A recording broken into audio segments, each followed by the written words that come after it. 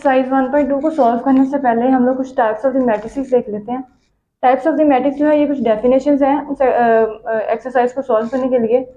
पहली जो डेफिनेशन है रो मैट्रिक्स, फिर कॉलम मैट्रिक्स, रेक्टेंगुलर और भी हैं वो साथ साथ बताएंगे, ताकि ये वाली जो वीडियो है ये इसमें सिर्फ वो टाइप्स ऑफ मैट्रिक्स को डिस्कस करेंगे। उसके बाद हम लोग इतने काबिल हो जाएंगे कि एक्सरसाइज 1.2 को सॉल्व कर सकें। अच्छा जी, नेक्स्ट यहाँ पे दिखाया हुआ है रो मैट्रिक्स। अब रो मैट्रिक्स होता क्या है? रो मैट्रिक्स हमारे पास सिंपल वर्ड में डेफिनेशन है जिसकी सिर्फ एक row, this is called row matrix. ठीक है, इसको आप अपने वर्ड में भी लिख सकते हैं, और एग्जांपल जो बुक में दी है या जो मैंने दी है वो ज़रूरी नहीं है कि आपने वही लिखनी है। एग्जांपल आप कोई सी भी बीच में दे सकते हैं जिसमें सिर्फ जिसकी एक ही रो हो, this is called row matrix. इसी तरह कॉलम मैट्रिक्स है, ऐसा मैट्रिक्स जिसका सिर्फ एक ही कॉलम हो, this is called column matrix. Next है रेक्टेंगुलर मैट्रिक्स। रेक्टेंगुलर मैट्रिक्स हमारे पास वो मैट्रिक्स होता है जिसकी नंबर ऑफ रोज और नंबर ऑफ कॉलम्स आपस में इक्वल नहीं होते। अब इनके डेफिनेशंस को देख लेते हैं। वो कहता है कि a matrix is called a row matrix if it has only a one row. ऐसा मैट्रिक्स जिसकी सिर्फ और सिर्फ एक ही row, this is called a row matrix. अच्छा, यहाँ पे और भी एग्जांपल ले सकते हैं, कोई पाबंदी नहीं है कि हम जो उन्होंने बुक में दिया है या उसी को हमने याद करना है। यहाँ पे आप लिख ले 1 2, this is called a row matrix. अच्छा जी, नेक्स्ट यहाँ पे कॉलम मैट्रिक्स की डेफिनेशन है, same as it is definition है, सिर्फ यहाँ पे एक रो है, यहाँ पे एक कॉलम है। अ matrix is called a column matrix if it has only a one column, one column. तो ये हमारे पास क्या है? एक ऐसा मैट्रिक्स है जिसका एक ही कॉलम है। और भी एग्जांपल ले सकते हैं। फॉर एग्जांपल अगर मैं यहाँ पे 5 और 4 लिख दूं, ये भी मेरे पास क्या है? एक ही कॉलम की एग्जांपल। अच्छा, नेक्स्ट है जी रेक्टेंगुलर मैट्रिक्स। रेक्टेंगुलर मैट्रिक्स जैसे कि बताया था, उसके नाम से ही जाहिर है रेक्टेंगुलर फॉर्म होगी। रेक्टेंगुलर फॉर्म जिसकी लेंथ और विड्थ आपस में बराबर नहीं होती। तो यहाँ पे हम लेंथ और विड्थ को यूज नहीं कर रहे, हम लोग यहाँ पे नंबर ऑफ रोज और नंबर ऑफ कॉलम्स को यूज कर रहे हैं। तो इसका मतलब ये हुआ कि ऐसा मैट्रिक्स जिसकी नंबर ऑफ रोज और नंबर ऑफ कॉलम आपस में इक्वल नहीं है। जैसे कि अब आपको ये नजर आया, यहाँ पे ये 1 2 एंड 3, इसकी 3 रोज हैं लेकिन 1 और 2 कॉलम्स हैं। तो ये हमारे पास किसकी एग्जाम्पल है? रेक्टेंगुलर मैट्रिक्स की। नेक्स्ट बी में भी उसने यहाँ पे हमें रेक्टेंगुलर मैट्रिक्स की एग्जांपल दी है, इसमें 2 रोज हैं और 3 कॉलम। ऊपर भी जितनी हम लोगों ने रोज और कॉलम्स को पढ़ा है, ये अपनी तो इनकी डेफिनेशन है। रेक्टेंगुलर के तौर पर भी इसको देखा जाए तो ये देखिए, इसकी नंबर ऑफ रोज और नंबर ऑफ कॉलम्स इक्वल नहीं है। जिस नंबर ऑफ रोज और नंबर ऑफ कॉलम्स इक्वल नहीं है, अगर आप ये वाली एग्जाम्पल भी यहाँ पे पुट कर देते हैं तब भी आपका आंसर ठीक है। अच्छा जी, नेक्स्ट उसे कहा matrix is called rectangular if the number of rows is not equal to the number of column. Main चीज ये है, if the number of rows is not equal to the number of columns. जब भी आपने definition को start करना है ना, पहला वर्ड आपने अब मैट्रिक्स लेना है, क्योंकि हम लोग मैट्रिक्स को ही डिस्कस कर रहे हैं।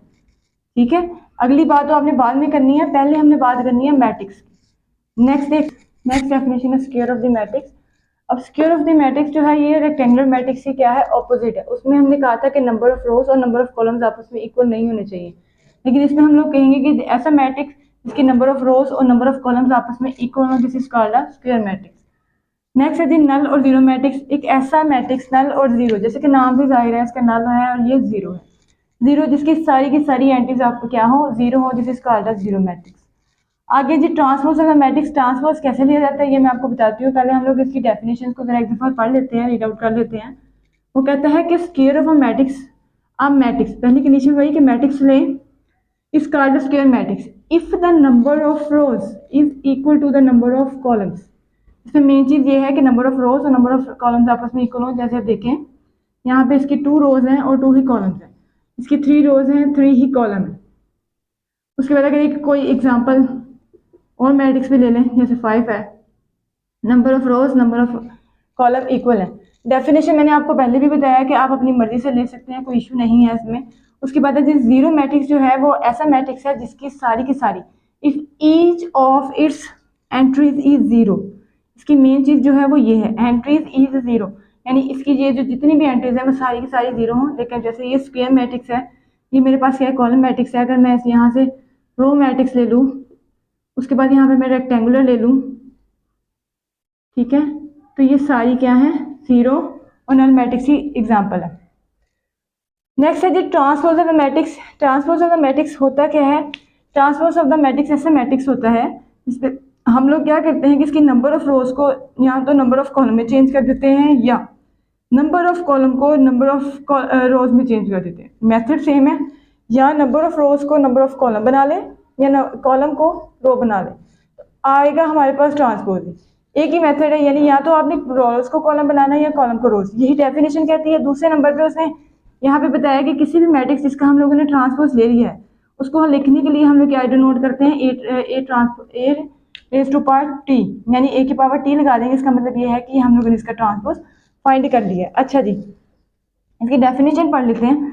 अब मैट्रिक्स ऑब्टेन, एक मैट्रिक्स ऑब्टेन होगा bye changing the rose into column, या तो रोज को कॉलम में चेंज करें या कॉलम को रोज में, यहाँ और का वर्ड यूज किया है, ठीक है, या रोज इनटू कॉलम और column into rose of the matrix transpose of matrix. If A is a matrix, अगर ए एक मैट्रिक्स है देन इस transpose is denoted by A T, ठीक है।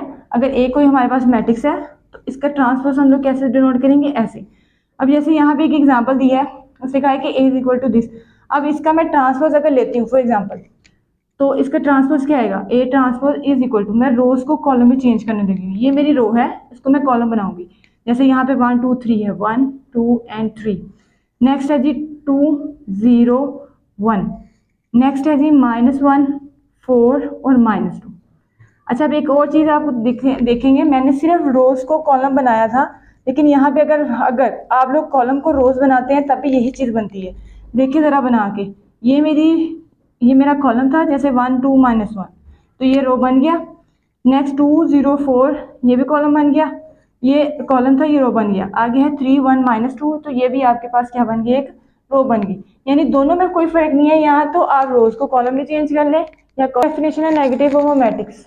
नेगेटिव का मतलब ये है कि कोई भी ऐसा मैट्रिक्स जिसको नेगेटिव से मल्टीप्लाई कर दिया जाए या फिर उसके जितनी भी एंट्रीज हैं उनके साथ उनका साइन चेंज कर देने हैं, तो हमारे पास वो जो मैट्रिक्स ऑब्टेन होगा वो हमारे पास क्या होगा, नेगेटिव ऑफ मैट्रिक्स होगा। अच्छा, यहाँ पे इसकी डेफिनेशन देख लेते हैं। वो कहता है let A be a matrix, A हमारे पास कोई मैट्रिक्स है, देन इस नेगेटिव, इसके नेगेटिव का क्या मतलब है, माइनस करना है आपने उस मैट्रिक्स को। जब माइनस करेंगे तो ऑब्वियसली उसके जो साइन है वो सारे के सारे चेंज हो जाएंगे। यानी अगर फॉर एग्जांपल यहाँ पे पॉजिटिव साइन है तो वो माइनस अप्लाई होने के बाद यहाँ नेगेटिव हो जाएगा, और नेगेटिव है तो वो माइनस अप्लाई होने के बाद माइनस और माइनस अगेन पॉजिटिव हो जाएगा। The sign of all entries of A, ठीक है, by changing the sign of all entries of A. तो ये एक मैट्रिक्स दिया है एग्जाम्पल में, ये एग्जाम्पल है। जब हम लोग इसका नेगेटिव फाइंड करते हैं तो ये ऐसे लिखेंगे, by this and by changing the sign of all entries, इन सब के क्या कर देंगे, साइन चेंज कर देंगे। तो ये आएगा -1, ये आएगा 2, ये आएगा -3 और ये -4। नेक्स्ट है सिमेट्रिक मैट्रिक्स। सिमेट्रिक मैट्रिक्स होता क्या है, सिंपली इसकी डेफिनेशन यहाँ से समझ ले पहले, बाद में इसकी डेफिनेशन को देख लेते हैं। एक मैट्रिक्स लेना है, सिंपल कोई भी मैट्रिक्स हो सकता है। अब वो इस तरह से हो कि जब आप उसका ट्रांसपोज लें दोबारा से वही मैट्रिक्स आ जाए, this is called symmetric matrix. Simple in word definition और सिंपल इन दिस कोटेशन, ठीक है। ये दो चीजें आपने याद कर लेनी है कि एक मैट्रिक्स जो है वो आपके पास क्या होगा, तब सिमेट्रिक मैट्रिक्स कहलाएगा अगर आप उसका ट्रांसपोज लेते हो दोबारा से वही मैट्रिक्स आ जाए, this is called symmetric matrix. ये इस नोटेशन से भी जाहिर हो जाता है। अब इसकी डेफिनेशन को पढ़ लेते हैं। ये बहुत सिंपल एग्जांपल मैंने यहाँ पे लिखी है, बुक में ये नहीं दी हुई, तो आप बेटर ये है कि अगर आपने सिमेट्रिक मैट्रिक्स की डेफिनेशन को याद करना है तो सिंपल सी डेफिनेशन लें देन उसको सॉल्व कर लें। अच्छा, सिंपल सी एग्जांपल लें देन उसको सॉल्व कर लें। यहाँ पे से कहा है कि a square matrix is a symmetric. एक स्क्वायर मैट्रिक्स, पहली कंडीशन क्या ली है उसने कि मैट्रिक्स स्क्वायर होना चाहिए, यानी आप कोई और मैट्रिक्स यूज नहीं कर सकते। हमने ऊपर जितनी भी डेफिनेशन पढ़ी उसमें सिंपल हमने एक वर्ड यूज किया था मैट्रिक्स। यहाँ कंडीशन उसने लगाई है कि मैट्रिक्स आपके पास स्क्वायर होना चाहिए। अब वो स्क्वायर जो है वो 3/3 का भी हो सकता है, 2/2 का भी हो सकता है।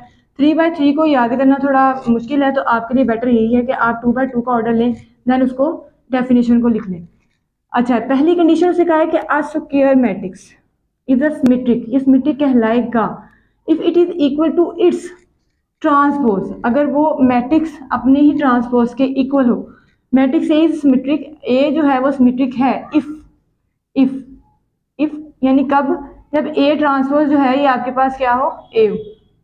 यहाँ पे एक ट्रांसपोज लिया है हम लोगों ने, एक एग्जांपल लिया है, मैट्रिक्स लिया है ए 1 और 1/2।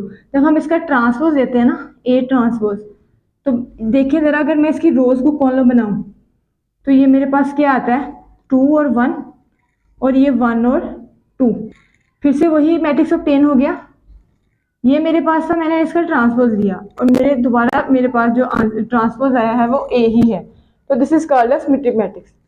अच्छा जी, और स्क्यू सिमेट्रिक जो है ये क्या है, ये सेम वही चीज़ है, आपने ट्रांसपोज लेना है किसी मैट्रिक्स का, लेकिन डिफरेंस कहाँ पे आएगा, जो आपको मैट्रिक्स ऑब्टेन होगा ना उसके साथ नेगेटिव साइन आ जाएगा, सिंपल। यहाँ पे उसे डेफिनेशन में सिंपल यही बात यही है कि पहली बात स्क्यू मैट्रिक्स लेना है, स्क्यू मैट्रिक्स लेना है, स्क्वायर।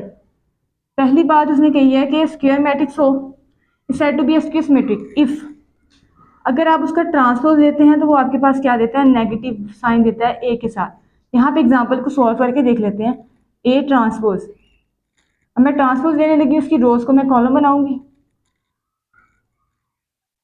ठीक है। अब यहाँ पे इस मैट्रिक्स और इस मैट्रिक्स में क्या डिफरेंस नजर आ रहा है, सिर्फ नेगेटिव का साइन डिफरेंस नजर आ रहा है। अगर मैं नेगेटिव के साइन के साथ अप्लाई करूँ या मैं नेगेटिव साइन बाहर कॉमन ले लूँ तो क्या होगा कि इनका सारा जो साइन है वो चेंज हो जाएंगे। ये यहाँ पे क्या आएगा, प्लस, और ये 0। ये दोबारा से मुझे ए मैट्रिक्स ऑब्टेन नहीं हो गया, तो मैं इसको लिख नहीं सकती माइनस ऑफ ए, यानी ए ट्रांसपोज अगर आपके पास नेगेटिव ऑफ ए के इक्वल आ जाए तो this is called a skew symmetric matrix. तो ये हमारे पास क्या कहलाता है, स्क्यू सिमेट्रिक मैट्रिक्स कहलाता है। डायगोनल मैट्रिक्स क्या होता है, पहली कंडीशन स्क्वायर मैट्रिक्स होना चाहिए, दूसरी कंडीशन इसकी डायगोनल एंट्रीज, ये आपके पास क्या है, इसकी डायगोनल एंट्रीज एट लीस्ट, कम से कम any one of entries if its diagonal is not 0, यानी इनमें से ये जो डायगोनल एंट्रीज आपको नजर आ रही है जिसमें मैंने 1 2 3 लिखा है, ये आपके पास क्या है, डायगोनल एंट्रीज है। अब ये जो डायगोनल एंट्रीज है उससे क्या है, एट लीस्ट 1 इज नॉन 0, यानी इनमें से बाकी 2 0 हो सकते हैं, लेकिन ये है कि इसकी कंडीशन में एक, कम से कम एक जो है, at least any one of entries of इस डायगोनल इज नॉन 0 0 ना हो। फॉर एग्जाम्पल यहाँ पे मैं 0 0 लिख दूँ, ये भी डायगोनल मैट्रिक्स है, ठीक है। अगर मैं यहाँ पे 0 यहाँ वहाँ लिख दूँ, कुछ भी, मतलब यहाँ पे ये 0, ये 2, ये 3, ये आपके पास क्या है, डायगोनल है, मैट्रिक्स है। और इसकी ये जो ऊपर वाली है ना, बाकी ये नॉन डायगोनल है, यानी ये वाली और ये वाली, ये जो आपको नजर आ रही है ट्राइंगल यहाँ पे भी, और ये आपके पास क्या है, नॉन डायगोनल एंट्रीज हैं। ये 0 हो, लेकिन जो डायगोनल एंट्रीज हैं उसमें से कम एक ऐसी टर्म होनी चाहिए जो 0 ना हो, तो this matrix is called a diagonal matrix, ठीक है। आगे जो दो टाइप्स है ना, स्केलर मैट्रिक्स और आइडेंटिटी मैट्रिक्स, ये इसी के टाइप्स हैं। यानी पहली कंडीशन तो ये होनी चाहिए कि मैट्रिक्स जो है वो डायगोनल हो, ठीक है। ये आपको नजर आया डायगोनल मैट्रिक्स, क्योंकि इसकी जो एंट्रीज हैं डायगोनल वो आपके पास नंबर में है, और जो बाकी है वो नॉन 0, बाकी जो है वो 0 है, ठीक है।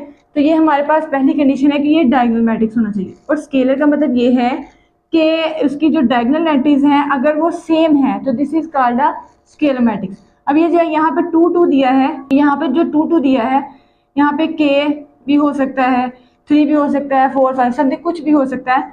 तो अगर ये सेम होंगी तो this is called a scalar matrix, ठीक है। अब स्केलर मैट्रिक्स से आगे उसने आइडेंटिटी मैट्रिक्स दे दिया। आइडेंटिटी मैट्रिक्स जो है वो डायगोनल मैट्रिक्स से ही है। जैसे फॉर एग्जांपल यहाँ पे मैंने के लिखा था, अगर मैं यहाँ पे सिंपल 1 लिख दूँ डायगोनल एंट्रीज में तो ये मेरे पास क्या बन जाएगा, डायगोनल मैट्रिक्स क्या बन जाएगा, एक आइडेंटिटी मैट्रिक्स भी बन सकता है। और इसको हम लोगों ने यूनिट मैट्रिक्स का भी नाम दिया हुआ है, यानी हम इसको या तो यूनिट भी कह देते हैं, मोस्टली हम इसको यूनिट कह देते हैं। इसकी एक एग्जाम्पल और भी ले सकते हैं, जैसे फॉर एग्जाम्पल 1 0 0 1, ये भी इसी की एग्जाम्पल है, ठीक है।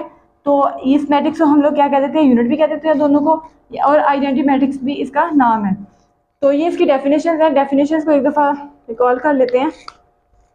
स्क्वायर मैट्रिक्स, इसकी कंडीशन क्या है कि मैट्रिक्स स्क्वायर होना चाहिए। A is called a diagonal matrix if at least any one of entries, any one का मतलब ये है कि कम से कम एक कोई भी नंबर जो है वो डायगोनल इज नॉट 0, वो 0 ना हो। वो मैंने आपको दिखा दिया था, जैसे यहाँ पे कोई भी एक नंबर लगा दे, बाकी 0 हो सकते हैं, लेकिन एक नंबर अगर 0 ना हो and non diagonal entries are 0, और बाकी जो नॉन डायगोनल एंट्रीज हैं वो आपके पास क्या हो जाएंगी, 0 होंगी। तो this is called scalar matrix, this is called diagonal matrix. आगे है जी स्केलर मैट्रिक्स की डेफिनेशन। हमने पहले तो उठाना है डायगोनल मैट्रिक्स, और फिर अगर देखना है उसकी डायगोनल एंट्रीज सेम है तो this is called a square matrix. A diagonal matrix is called a square matrix if all its diagonal entries are same, ठीक है, और बाकी जो है वो नॉन जीरो। और आइडेंटिटी का मैंने आपको बता दिया है कि ऐसे डायगोनल एंट्रीज जो हैं वो आपके पास क्या होंगी, वन होंगी, तो इट इज डिनोटेड बाय आई। हम इसको किससे डिनोट कर देते हैं, आई से, यहाँ पे आई, ठीक है। तो ये हमारे पास क्या है, आइडेंटिटी मैट्रिक्स है। अच्छा जी, इन डेफिनेशंस को पढ़ने के बाद अब हम लोग इजीली 1.2 को सॉल्व करेंगे। उन एक्सरसाइज 1.2 को देखने से पहले हमें ये टाइप्स ऑफ द मैट्रिक्स देखना था। टाइप्स ऑफ द मैट्रिक्स मैंने आपको सारी रिकॉल कर दी हैं, तो आगे इंशाल्लाह हम लोग नेक्स्ट वीडियो में 1.2 को कम्प्लीटली सॉल्व करेंगे इन्हीं डेफिनेशंस को यूज़ करते हुए।